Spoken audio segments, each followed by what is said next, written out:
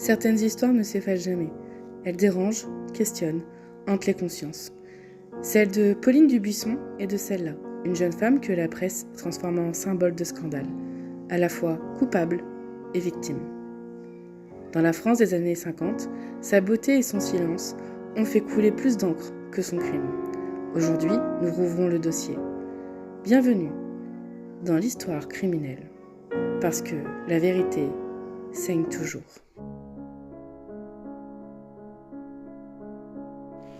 Tout commence un jour d'octobre 1927, dans la lumière grise du nord à Dunkerque. Pauline Dubuisson vient au monde dans une ville encore marquée par les cicatrices de la Grande Guerre.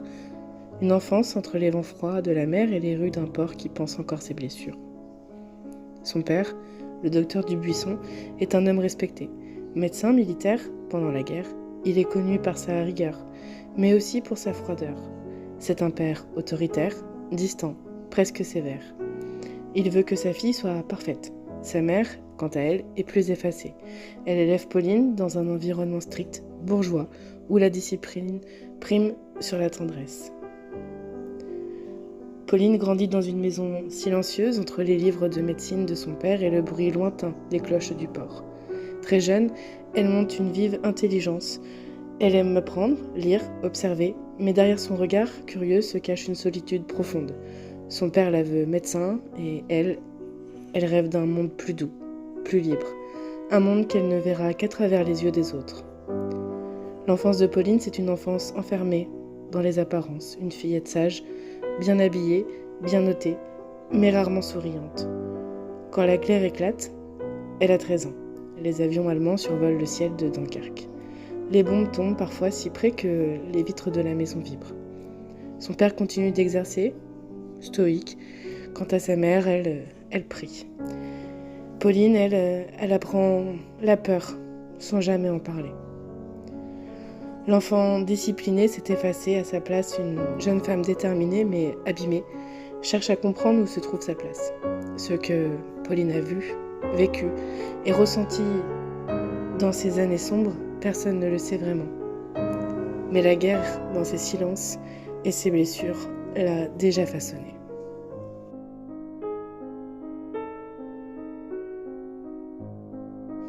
La guerre n'a pas épargné Dunkerque. En 1940, la ville devient une zone stratégique. Les troupes allemandes s'installent et la vie, peu à peu, se transforme. Pauline a alors à peine 17 ans. Son père, toujours médecin, continue à exercer parfois même auprès des blessés allemands. Il croit qu'un médecin doit soigner sans distinction. Et Pauline, désireuse de prouver sa valeur, suit sa voie. Elle travaille comme assistante, puis comme infirmière à l'hôpital local. C'est là, entre les lits des blessés, que Pauline découvre la souffrance dans ce qu'elle a de plus humain. Elle soigne sans juger. Qu'il s'agisse d'un soldat allemand ou d'un civil français, elle reste droite, concentrée, déterminée. Mais aux yeux du peuple, à cette époque, l'humanité a un prix, celui du soupçon. À la libération, tout bascule. Les rues se remplissent de cris, de règlements de comptes. C'est l'heure de ce que l'histoire appellera l'épuration. Les femmes accusées d'avoir frappé avec l'ennemi sont traînées dehors, tondues, humiliées. Pauline, parce qu'elle a travaillé à l'hôpital, parce qu'elle a parfois parlé allemand, devient une cible. Un jour, on vient la chercher, on la pousse, on la bouscule. Dans une cour, devant des visages qu'elle connaissait autrefois, on l'attend. Les ciseaux crisent, le silence hurle. Pauline baisse la tête, mais ne pleure pas. Ce jour-là, quelque chose en elle se brise.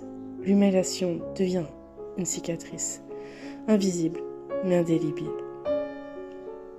Son père, le docteur Dubuisson, la défend comme il peut. Il parle, il supplie, mais la honte est déjà publique. Pauline quitte alors Dunkerque pour un temps. Elle tente d'oublier, de recommencer, de se reconstruire. Mais les souvenirs restent tapissés au fond de son âme. Une jeunesse abîmée avant même d'avoir commencé. Après la guerre, Pauline tente de se reconstruire. Elle veut redevenir une jeune femme comme les autres. En 1946, elle s'inscrit à la faculté de médecine de Lille. elle a hérité de la rigueur de son père, mais aussi de sa volonté de briller. C'est là qu'elle rencontre Félix Bailly, un jeune étudiant, fils d'un industriel, issu d'un milieu aisé, bien vu, respecté. Félix est le contraire de tout ce qu'elle a connu. Élégant, attentionné, séducteur sans arrogance. Il écoute Pauline, il la valorise, il la fait rire. Pour la première fois, elle se sent comprise.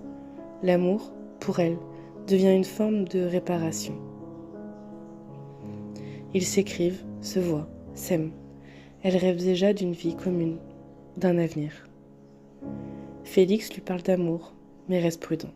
Leur relation est passionnée mais fragile. Dans cette France d'après-guerre, les convenances pèsent encore très lourd. Pauline n'est pas tout à fait du bon milieu. Pourtant, pendant des mois, ils vivent un bonheur discret.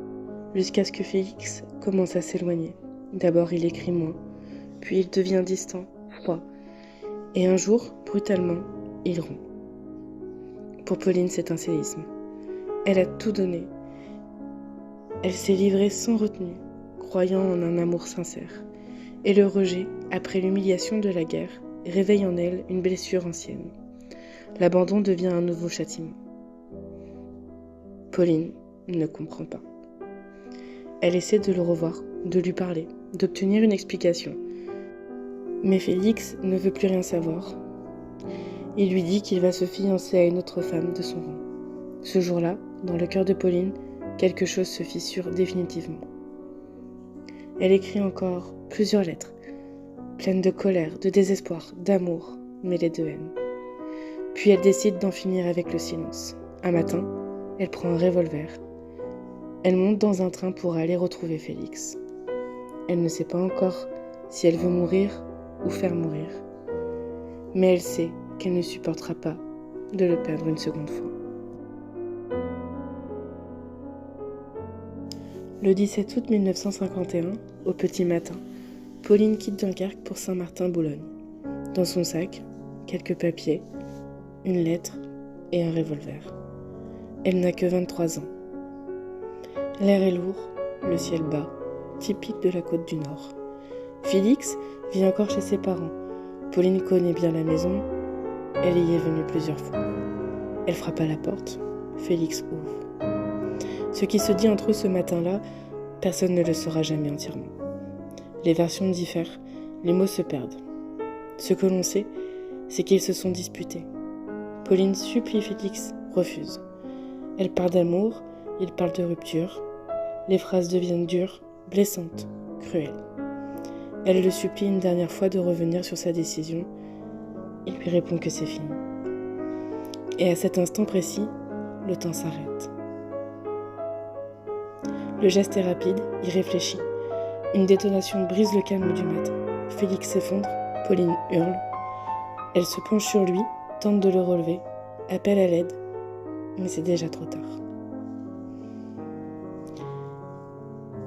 Dans la panique, elle retourne l'arme contre elle. 3 coups partent. 2 ratés. Le 3e la blesse gravement à la mâchoire. On la retrouvera inconsciente, baignant dans son sang, à côté du corps de Félix Bailly. L'acte choque tout le pays. La presse s'empare de l'affaire et très vite, Pauline Dubuisson devient le symbole de ce que la société veut juger, mais surtout ce qu'elle ne veut pas comprendre. Une femme qui a trop aimé, dans un monde où l'amour des femmes devait rester discret. Hospitalisée, mutilée, Pauline ne sait pas encore que, ce jour-là, elle vient de signer son arrêt de mort social.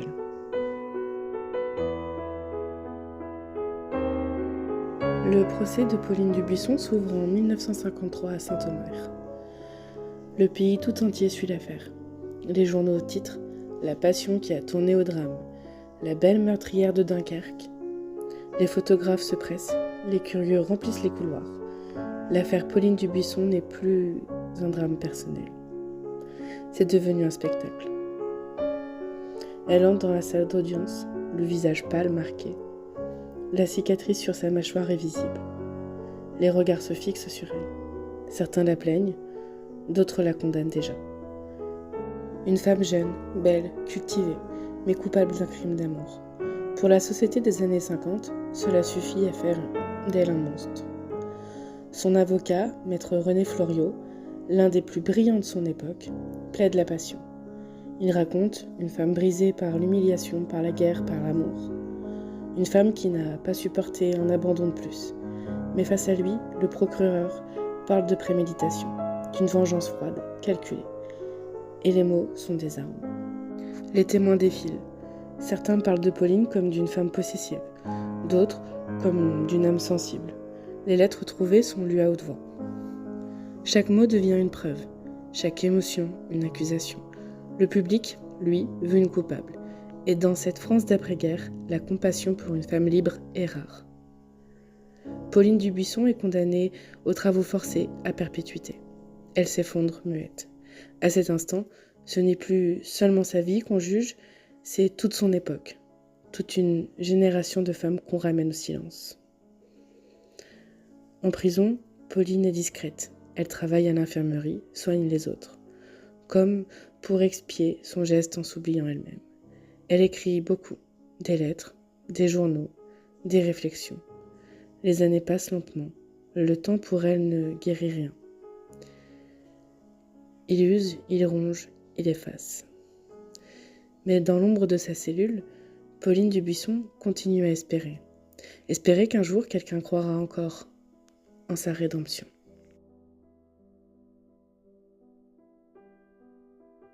En 1959, après 8 ans d'enfermement, Pauline Dubuisson obtient sa libération conditionnelle. Elle quitte la prison, discrètement, sans un mot à la presse. Elle sait qu'en France, elle n'a plus sa place. Les journaux ont fait d'elle une icône du crime passionnel, une figure d'interdiction morale. Où qu'elle aille, son nom la précède. Alors, elle décide de partir. Direction le Maroc, Casablanca, puis, désolée, je vais peut-être écorcher le nom, je suis désolée, puis Tanguay. Là-bas, personne ne la connaît. Elle retrouve une forme de liberté dans une ville vibrante, pleine de contrastes et d'exilés comme elle. Elle reprend des études, obtient un diplôme, puis devient médecin pour enfants. C'est un nouveau départ, fragile mais sincère. Pauline soigne, console, écoute. Elle s'attache à ses enfants qu'elle ne pourra jamais avoir. Ses collègues la décrivent comme douce, dévouée, mais mélancolique. Elle s'appelle désormais Pauline Lefebvre. Elle vit modestement dans un petit appartement clair. Parfois, le soir, elle écrit dans un carnet. Elle y parle de rédemption, d'amour, de solitude. Dans ses pages, elle confie ne pas chercher le pardon, mais seulement la paix. Le 12 septembre 1963, à Casablanca, Pauline Dubuisson met fin à ses jours. Elle avait 36 ans. On la retrouve dans son appartement, paisiblement, presque sereine. Aucun mot d'adieu, seulement ce silence. Celui qu'elle aura porté toute sa vie.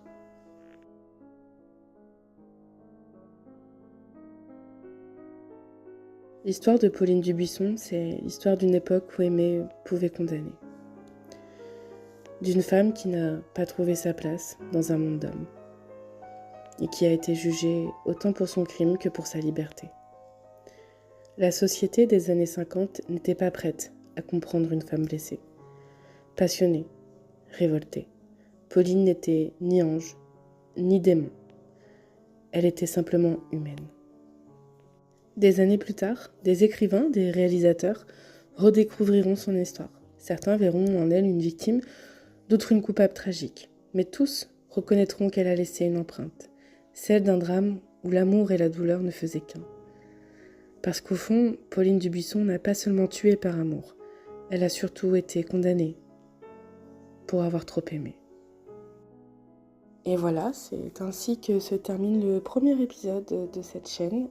Soyez indulgents, c'est la première fois que je fais une vidéo. Si vous êtes restés jusqu'ici, n'hésitez pas à écrire parce que la vérité saigne en commentaire. N'hésitez pas à vous abonner, à aimer et à partager. Je vous dis à bientôt pour une nouvelle vidéo. Bye!